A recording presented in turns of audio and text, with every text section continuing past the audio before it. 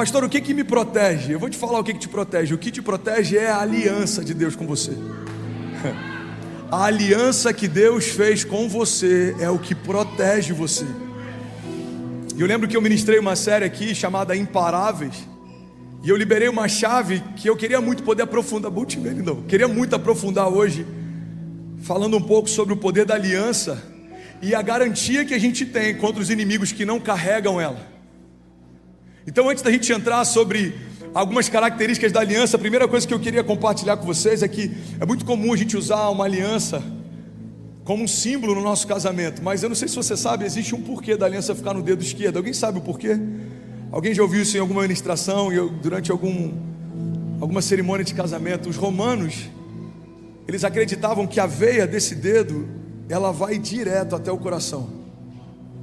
Então, por que colocar uma aliança no dedo esquerdo? Porque o símbolo que eles estavam querendo gerar é declarando que eu tenho uma aliança com o seu coração. O meu coração foi conectado ao seu coração. Irmão, a primeira coisa que eu quero compartilhar sobre o poder da aliança é que uma aliança de Deus com um homem significa que Deus conectou o coração dele com o seu. Deus tem palavras para você, promessas para você, Deus tem sonhos para você, e Ele é o maior interessado em ver cada palavra que Ele liberou sobre você se cumprindo. Você pode declarar com autoridade, diga: eu tenho uma aliança com Deus. Declara com autoridade, diga: eu tenho uma aliança com Deus. Então a primeira coisa que eu quero compartilhar, irmão, é que em todo o tempo a gente viu ao longo da história Deus fazer aliança com homens. Deus fez aliança com Noé, prometeu que a terra nunca mais seria destruída através de dilúvio. Deus fez uma aliança com Abraão, toda a primogenitura dele seria abençoada. Deus fez uma aliança com Moisés, Deus fez uma aliança com Davi. Mas nós estamos debaixo de uma aliança superior, que é mais poderosa do que todas essas, porque em Jesus foi feita uma nova aliança, e você está debaixo dela. Você pode declarar com autoridade, diga: eu estou debaixo de uma nova aliança. Diga: perfeita, e tudo que eu preciso essa aliança carrega. Colossenses 1,13 diz: pois Ele nos resgatou do reino das trevas e nos transportou para o reino do Filho do seu amor, em quem nós temos a redenção, a saber, o perdão dos pecados. Porque Ele é a imagem do Deus invisível, o primogênito sobre toda a criação. Pois nele foram criadas todas as coisas nos céus e na terra, as visíveis e as invisíveis, sejam tronos ou soberanias, sejam poderes ou autoridades, todas as coisas foram criadas por Ele e para Ele. Ele é antes de todas as coisas e nele tudo subsiste. Ele é a cabeça do corpo, que é a igreja, e Ele é o princípio e o primogênito dentre os mortos, para quem tudo tem a supremacia, pois foi do agrado de Deus que nele habitasse toda a plenitude, por meio dele reconciliasse consigo todas as coisas, tanto as que estão na terra quanto as que estão nos céus, estabelecendo a paz pelo seu sangue derramado na cruz. Alguém pode dizer glória a Deus por isso? O autor segue dizendo: porque antes vocês estavam separados de Deus, e na mente de vocês eram inimigos de Deus, por causa do mau procedimento de vocês. Mas agora, essa é a hora que a igreja normalmente celebra, mas agora Ele os reconciliou pelo corpo físico de Jesus, mediante a morte, para apresentá-lo diante deles, santos, inculpáveis e livres de qualquer acusação. E aqui vem uma condicional: desde que continuem alicerçados na fé, sem se afastarem da esperança do evangelho que vocês ouviram e que tem sido proclamado a todos os que estão debaixo do céu. Esse é o evangelho do qual eu, Paulo, me tornei ministro. Alguém pode dizer glória a Deus por isso? Primeira coisa que eu quero compartilhar antes da gente começar a falar sobre alianças é que Deus estabeleceu uma aliança superior através do sangue de Jesus. Você que é carismático, você estudou um módulo inteiro a respeito da aliança de sangue. Eu queria abrir um parênteses aqui, eu não quero entrar em questões teológicas, mas eu lembro que eu li um livro no início da minha conversão, se chamava, eu sei que vai parecer aleatório o tema, mas vai fazer sentido para alguém aqui, se chamava O Porquê do Ímen, e fala o porquê da mulher que não teve uma relação sexual ter o ímen. E sabe o que é louco? Os médicos não conseguem explicar nenhum propósito para aquilo.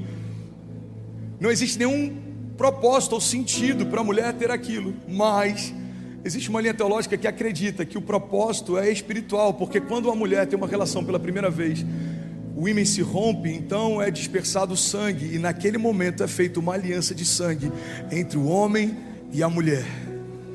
Uma aliança de sangue, ela é superior a qualquer outra, porque ela não é feita de forma exterior, mas ela é feita a partir de uma conexão que agora se tornou um só. Você se tornou um com aquele que foi aliançado com sangue. Se você fizer como os reis faziam antigamente, ou alguns homens faziam em outras eras, pactos de sangue, a partir do momento que o seu sangue entrasse em contato com o sangue do outro, era impossível isso ser separado. Irmão, a aliança de sangue, ela é tão poderosa porque a partir do momento que o sangue se conecta ao seu, essa aliança ela é indivisível. Você está comigo? Diga amém.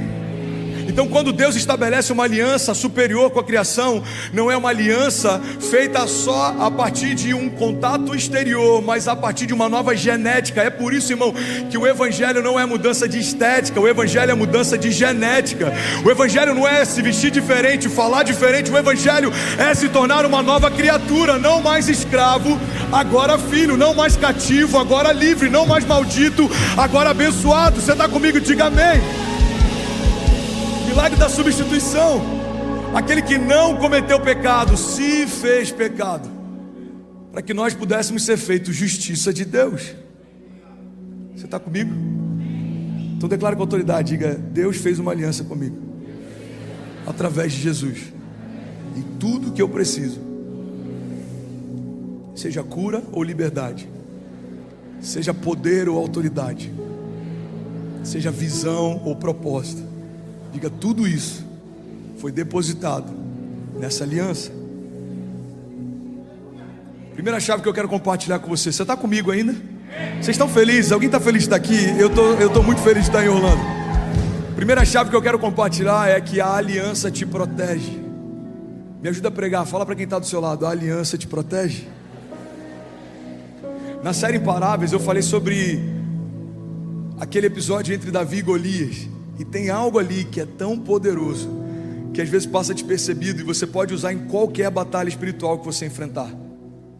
A Bíblia diz que os exércitos têm medo do gigante, e já estavam até se acostumando com o grito dele. Então Davi, ele chega do nada para entregar comida para os seus irmãos. Ele não estava listado, ele não era para estar ali, ele não foi convocado para enfrentar aquele gigante. Ele era o homem mais improvável, na verdade, para enfrentar aquele gigante. Mas a Bíblia diz que quando Davi olha para o gigante, em momento algum Davi chama o gigante de gigante. Pega essa chave, irmão. Davi não chama o gigante de gigante, porque quando Davi olha para um homem grande, tudo que ele vê é a ausência de uma aliança. A chave que fazia Davi ser ousado é que ele não respeitava quem não carregava uma aliança. Irmão, eu quero pregar nessa noite. Vem comigo, por favor. Não se distrai.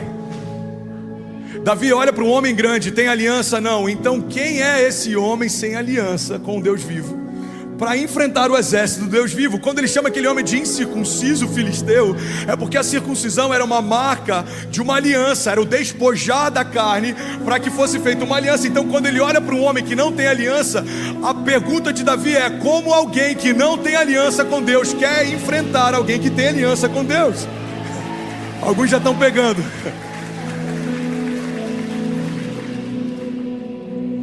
Essa chave é tão poderosa, sabe por quê, irmão? Porque quando eu entendo que Deus não tem aliança com os meus inimigos, eu não preciso mais temer nenhum deles. Você vai olhar para a depressão. Deus tem uma aliança com a depressão? Não. Então quem é a depressão para afrontar alguém que carrega uma aliança com Deus? Deus tem uma aliança com o câncer. Deus tem uma aliança com a vergonha, com a miséria. Irmão, olha para mim, você precisa lembrar em toda batalha espiritual, em todo momento difícil, em todo momento em que você é desencorajado, em que você é perseguido, em que você é desanimado, confundido, você precisa trazer à tua memória: os demônios não têm aliança, Satanás não tem aliança, o inferno não tem aliança, a morte não tem aliança, as doenças não têm aliança. Você está comigo? Então quando Davi olha para um homem sem aliança, é quase como se fosse um agente da imigração olhando para alguém que não tem um visa ou um green card. Você vai chegar na porta, você vai falar: tem green card? Não. Você é cidadão? Não. Você tem visto? Não. Então você não pode entrar. Por quê? Porque você não tem o que precisa para estar aqui. com algumas exceções. Eu vi alguns risinhos de canto de boca, tipo, eu conheço alguém que passou sem a vida. Se você não tem o que precisa, você não tem acesso. No reino espiritual, a mesma dinâmica se estabelece. Você vai olhar para uma doença e você vai lembrar, ela não tem uma aliança com Deus, mas eu tenho. Então quem é esse câncer para afrontar alguém que foi lavado pelo sangue de Jesus? Quem é essa mentira para tentar roubar de mim a esperança viva que me sustenta no dia mau? Você está comigo? Faz sentido para você? Então, primeira chave que eu quero compartilhar, irmão, a aliança, ela te protege. Você vai olhar para os seus inimigos de uma forma diferente agora, porque a primeira coisa que você tem que pensar não é no tamanho que eles têm, mas é no ponto fraco que eles têm. Se você for pegar artes marciais, por exemplo, a gente tem uma ovelha lá em Miami que ele é campeão de uma categoria não sei se eu posso falar o nome da franquia, tipo UFC. Ele é campeão nessa categoria e ele foi lutar agora para defender o cinturão. E aí ele me ligou e falou: pastor, eu machuquei o meu joelho no treino e tá difícil até para eu pisar, a minha luta é amanhã, eu queria que você orasse comigo. Eu falei: cara, você vai cobrir o joelho? Ele falou: eu vou botar o tensor. Eu falei: então coloca nos dois, para o seu adversário não saber qual deles está ruim. E a nossa oração é para que você derrube o seu adversário antes dele perceber que você está mal. Aí eu estava pregando, se eu não me engano, em Alphaville, eu não lembro.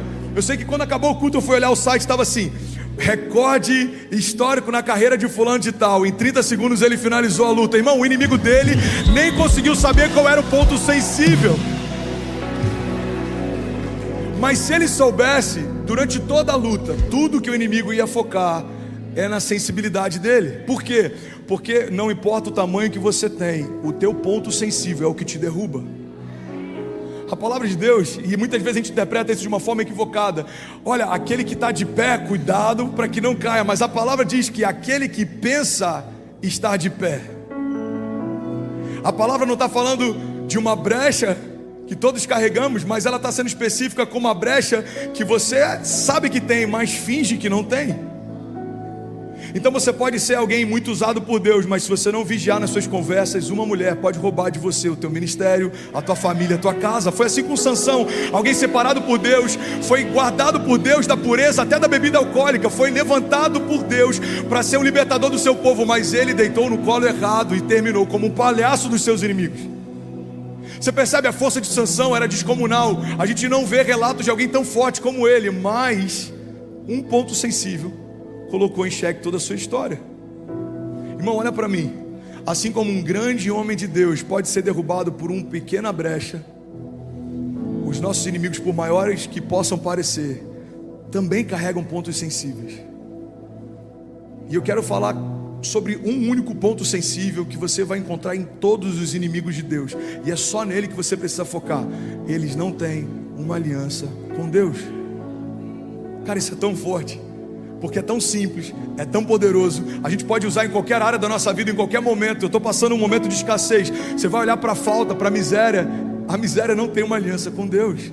Filipenses 4,19, o Zulato ministrou aqui: o meu Deus suprirá todas as necessidades de vocês, segundo as suas riquezas em glória. O salmista declara: eu nunca vi um justo mendigar o pão, ou a sua descendência passar fome. A miséria não tem uma aliança com Deus. Então, se você tem enfrentado esse inimigo, você vai olhar para essa perspectiva. Qual é o ponto sensível da miséria? Qual é o ponto sensível das doenças? Qual é o ponto sensível da mentira? Eles não têm uma aliança com Deus. Levanta sua mão mais alto que você puder. Declare com autoridade, diga: Pai, a aliança que você fez comigo é o que me protege no dia mau. Diga: os meus inimigos, cada um deles, virão por um caminho, mas por 7 caminhos eles fugirão. Serão envergonhados, abatidos, confundidos, porque nenhum deles carrega uma aliança de sangue. Você pode celebrar Jesus no seu lugar? E aí, tudo bem? Você acabou agora de assistir um vídeo. Se você ainda não está inscrito, já se inscreve também no nosso canal, ativa esse sininho aqui embaixo de notificação e toda vez que eu fizer uma live ou estiver transmitindo uma mensagem ao vivo, você vai ser um dos primeiros a saber. Mas eu deixei mais 2 indicações aqui que eu espero que façam muito sentido para você. Então já aproveita e clica para assistir a próxima mensagem, beleza? Seja bem-vindo ao time de incendiários e eu espero de verdade que essas mensagens mudem a sua vida como elas têm mudado a minha também. Até a próxima. Valeu!